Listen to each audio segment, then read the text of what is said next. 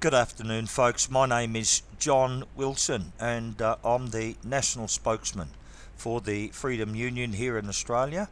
And today is Saturday, August the 30th, 2025. Good afternoon, ladies and gentlemen. I trust that this upload reaches you, and you're in good health, and life is treating you kindly. It's hard to imagine that, though, with all the craziness that's going on here in Australia, and keeping your head above water and try and stay outside of and not get mixed up in all this craziness is very, very difficult, right? But good afternoon, everyone. Lovely to catch up with you. Look, a lot of ground to cover in today. It may go for a fair while, this one, but let me try and lay out for you some of the points that I want to report on, and some of the other things that I just want to make comment on.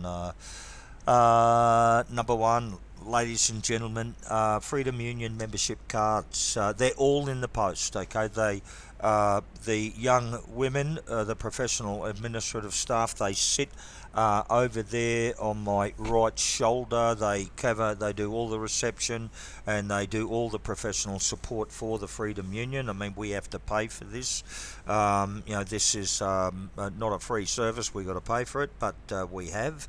And all of the cards have been printed, laminated, all the addresses, and all the post outs been done on Thursday.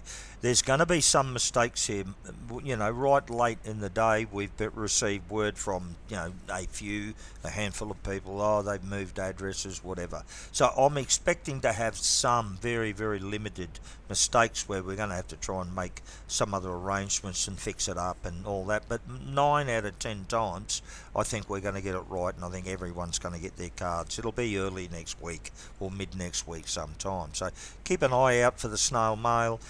You're going to have Freedom Union membership cards hit your postal address, the one you're registered with. If you're not at that address, mate, please contact the Freedom Union so that we can get your address and all your other membership details correct, okay?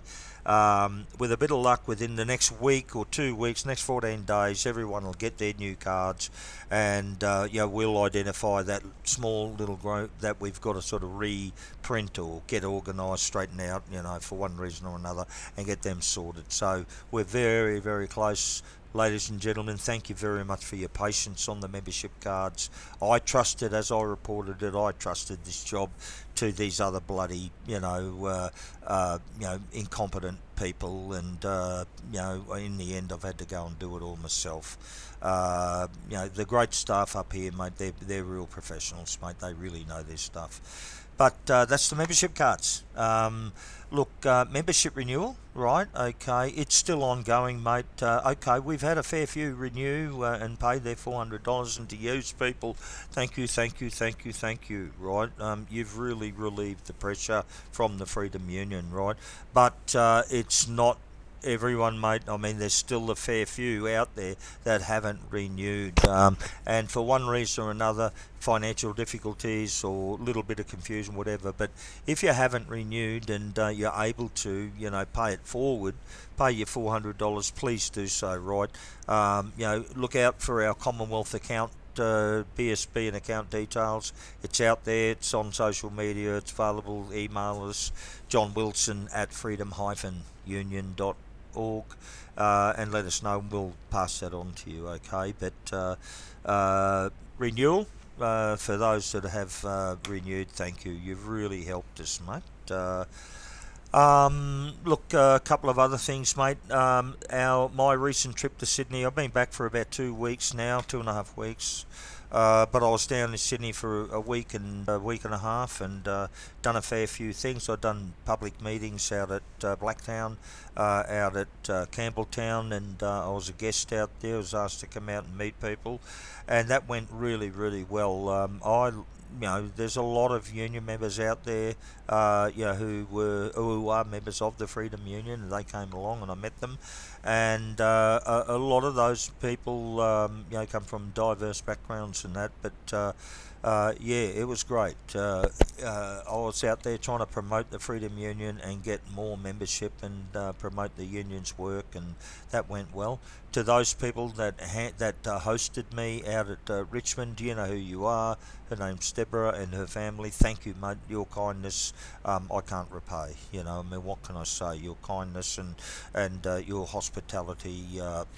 From the bottom of my heart, thank you very much.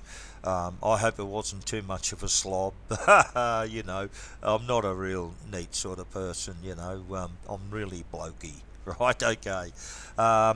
Look, just the one upon reflection. Let me just say that I'm very, very happy that Freedom Union member Simeon Boykov, and he was totally vindicated by the guilty verdict, and then the 19-year plus jail sentence handed out to Rosenstuhl, the guy that Simeon Boykov, outed and warned us about. He done a great, brave thing, Simeon, and we owe him a debt of gratitude, and he's paid a heavy price with the two-tier justice system in New South Wales. The two-tier law enforcement system has seen Simeon now holed up for over 2.5 years. I mean, this is really bad. But look, upon reflection, although I'm very, very happy and very supportive of where we got to in the end with Simeon and this Rosenstuhl jailing for 19.5 years or thereabouts, I also just want to pass on that there are others inside of our judicial system, our law enforcement, our penal system, that have also been very brave and helped children and now are locked up and are paying heavy prices. I talk of people like Patrick O'Day, who only a year or so ago up here in Brisbane was jailed for several years. He was persecuted with Dr. Pridgeon. Patrick O'Day was really hounded now where they're jailing. He'll probably die in jail. So, ladies and gentlemen, whilst I say thank you, Simeon, and God bless you, I also say there's other people out there in the system which we got to also try to pray for them and give them some support. So it was a very worthwhile trip. I want to establish an office, a permanent presence in Western Sydney, folks. Think about it down there, locals. Talk to me. Let's see what we can do, right? I want the Freedom Union to really be a force to come. Okay. A couple of other things, Guy. A couple of other things. Birchgrove Legal. Let me just talk about Birchgrove Legal, right? At last, I've been waiting 2 weeks for a letter from Birchgrove Legal back to the union.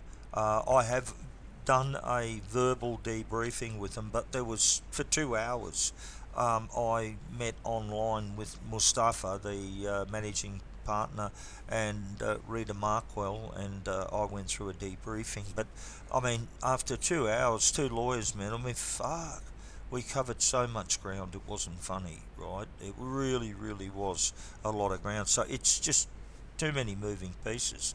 Me to articulate all of that to the membership of the union in such a way as I don't give away confidential information and so on. So I've asked them to write me a letter so that I can read this letter out and debrief the membership and so on. So that finally last night, late Friday afternoon last night, I received a copy of that letter. Been waiting a couple of weeks. So I want all union members to be ready for me to pass on this debriefing. Let me go through it more in detail. Let me try and absorb it over the weekend, and let me then come back to you early next week sometime so that I can explain it to you and get the wording right and so on. Okay. And one of the things that's going to come out of this, I'm trying to organise this, that this letter, this advice from Birchgrove Legal, I want to do an interview with Simeon Boykov, and have a discussion with Simeon, right? And then also do an interview with Simeon and have this letter I'm able to announce and talk to, but also have beside me have someone like the Syrian girl, right? The pro-Palestinian Syrian girl, and get her involved and hopefully get her support for what we're trying to do here and get some new members, right?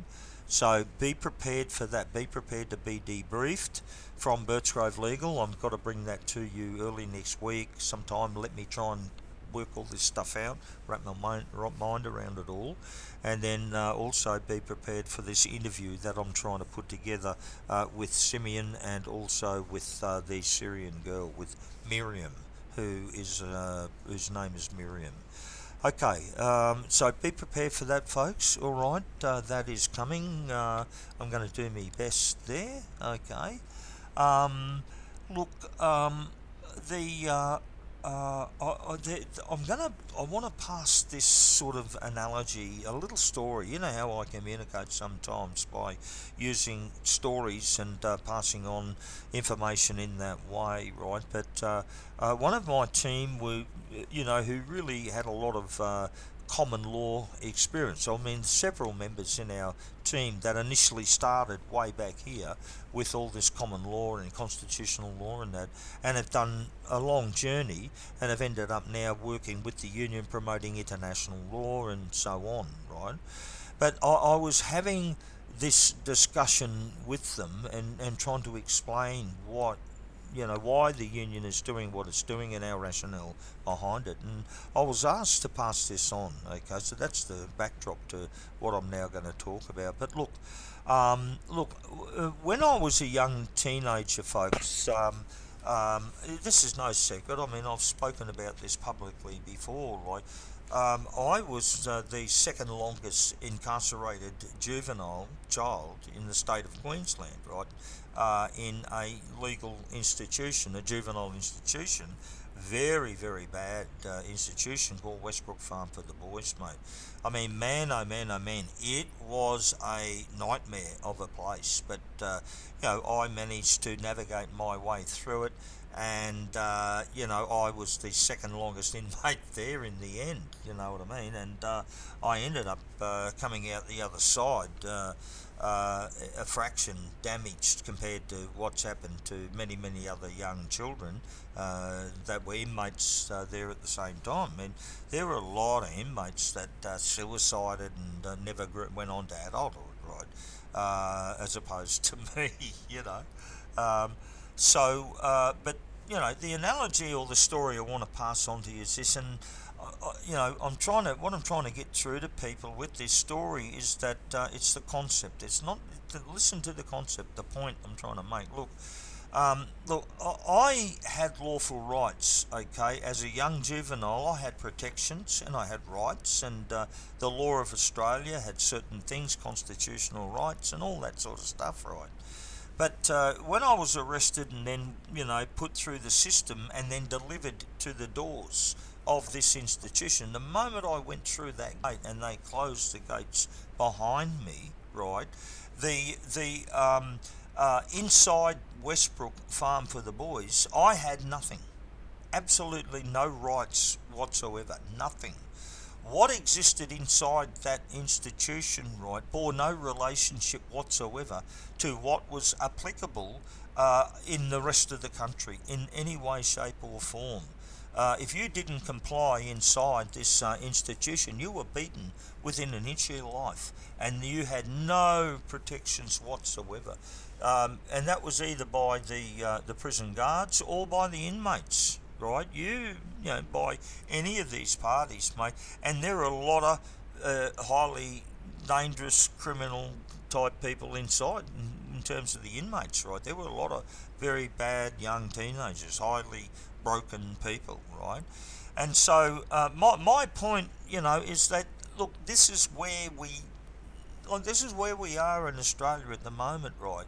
Under the Constitution and under common law and, these sorts of concepts, right? We have rights, right? We have rights that are being denied to us, right? But we have basically we are living in a prison planet, right? They have built a prison around all of us, right? A prison planet that we've paid for, and we are living under in this prison type of environment, right? Where they've cut us off from our rights, and we are now living under this belligerent occupation inside of this walled institution, right? And they are applying any technique, any pressure they like to get us to comply. And that's how they're getting away with it. So I urge people, don't think about what you want, necessarily say, we should have common law or we should have constitution. What is the realistic position? What in fact are they doing? Well, they are administrating international law. That's what they are administrating, right? And that's what the Freedom Union is seeking to do. It's seeking to snooker these people by using international law and trip them up, right? Trip them up. That's what we're trying to do. But, like I say, outside of the prison planet, right, when I was a young teenager, I had lawful rights. I had all sorts of things that applied to me. But once I went inside that gate, inside of that institution, and once they locked the gates behind me, I had nothing. I had no protections whatsoever. And, there were teenagers up there, many of them, who never ever made it outside of that institution. They suicided or were bashed to death or whatever the case may be. It was a hellhole, absolute hellhole. So, ladies and gentlemen, just, be aware of this thing in terms of strategic thinking, right? Look, I want to try and round this off, right, okay, and talk about a couple of other things. Listen, the march that's on tomorrow, Sunday the 31st, look, it's not one march, folks, it's several. I mean, from what I can see, there's like 6 or 7 marches, that are all connected and scheduled to take place all at different cities, different states, and with different stuff. I've been asked for my opinion. Basically, I stay out of it. I mean, my thoughts were, look, what rights do I have to sort of intervene in this? I don't. Look, if you're not mucking around with the concepts and the rules and the intention of the Freedom Union, if you aren't doing anything, then what business is it of the unions to try to guide you or try to do anything? We don't have that right. In short, look, if you want to go, you go. If you don't want to go, you don't, right? That's really the long and the short of it, right? But the considerations that I think you should sort of have take into account are things like, look, one, we still don't know who's organising it, right? There's been rumours and, some unsavoury characters and stuff like that, right? I'm not going to repeat all this stuff, but you've heard some of the names, and they're not smart people, mate. They're troublemakers, right? That's the first thing. The second thing is, mate, immigration, right? Look, if I don't know about you, but mass murder and treason and all the rest of it that these people have done. Immigration, yeah, sure, it's a worry for me, and it's doing all sorts of shit things to the country. But man, oh man, they've been guilty of a lot more serious crimes than just immigration. Why pick immigration? You know what I mean? Anything to do with immigration and arguments, mate, in my view, just leaves any of these protests open for hijacking, right? Okay, you're going to have groups trying to hijack these marches. That's a facts. How do I know that? Well, I had an in-depth conversation with the Syrian girl. I mean, she spoke in depth about the Palestinian protest movement and how these socialist workers' parties had hijacked it, and that the organiser for the Palestinian protest movement wasn't Palestinian, and so on and so on and so on, and how they were violent and bullies, and the cancel culture and all that sort of stuff. So she's saying that the Palestinian protest movement been utterly hijacked. Okay, so that's the evidence. That's what's being put back to me, and that's what we're down. So I don't expect anything different with these protest marches that are scheduled for tomorrow, and others as well. I just think that they're open to being hijacked, and I think because of these other concerns, when I say if you're choosing to go, I think, look, if you're an experienced protester, street marcher, and you have a lot of confidence and a lot of experience, go if you want to go. Just be careful, right? Just be careful. If you're not an experienced street marcher, like if I had a couple of children, a dog, and I wanted to go and have a lovely spring afternoon out, and with my cat, I wouldn't go. I would sit this out, mate. I just think that those risks that are out there, the unknowns, would probably dissuade me to get involved. Okay, but if you're a experienced marcher, then and you're confident, and you know what you're doing. I mean, the key here is situational awareness, right? Always make sure you know what's going on around you, right? I live on a boat, and one of the things they train you as a seaman, as a boat owner, and when you're living on a boat, is called situational awareness. Know what the hell is going on around you. Be on the lookout. Keep your antenna up, right? And if you see any issues, police, some of these Nazi fucking idiots, some of these others that are out there, right, then stay the hell away from them and protect yourself, put some distance, don't get mixed up in it, right? Look, the Freedom Union down in Sydney, for those that may or may not know, be on the lookout for the Freedom Union. I'm going to send I've already fitted one up, and I'm hoping everything goes to plan, but we're going to put a protest truck in with a massive advertising, right, with the Freedom Union on it, and we're going to put it in that protest, right? Again, I'm just going to take the opportunity to promote the Freedom Union wherever I can. I don't care where it is. I'm just going to keep promoting it, right, as best I can. I mean, I'm very disappointed, right, that those people who support Palestine and there's so many of them, right, that they haven't joined the union when the Freedom Union really has, we are offering some great solutions, mate, some really, really solid solutions to assist Palestine and to hold those responsible for war crimes to account, including Israel, including Anthony Albanese and the Labor government and others, right? So, I'm disappointed, yet I'm hoping to get the message through. I'm going to keep promoting the Freedom Union because we need those members, mate. We need another. We're so close to being able to really get on our feet. 200-300 members extra, and I mean that'll do it. So we're close. So that's the ground I'd like to cover, folks. Okay, thanks very much. I'll get this uploaded onto social media, but I'll also get it uploaded and emailed out. So you'll get this in your email in the next couple of days.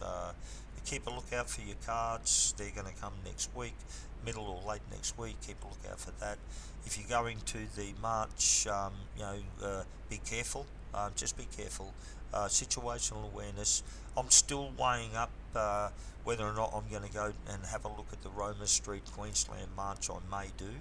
I have former Senator Len Harris coming over tomorrow. He's down from his Atherton Tablelands. He's around in Brisbane, so I'm going to try and catch up with him tomorrow and see if I can cover some territory with Len. And I'm going to see if we can get the Freedom Union protest truck and promo and all that using our Aussie Cosat trucks that we have and try and get them down to Sydney to get them rolled out tomorrow. So keep your eyes out with that. If you see them down in Sydney, if you're an experienced protest marcher and you see them, get some footage and put it up on social media. Promote. Okay. All right, guys. So that's John Wilson. It's been great to talk to you, folks. Stay in touch. I'll keep the information coming to you. Lovely to chat to you. Today is Saturday, August the 30th. This is John Wilson, Freedom Union, and lovely to catch up with you. Thank you.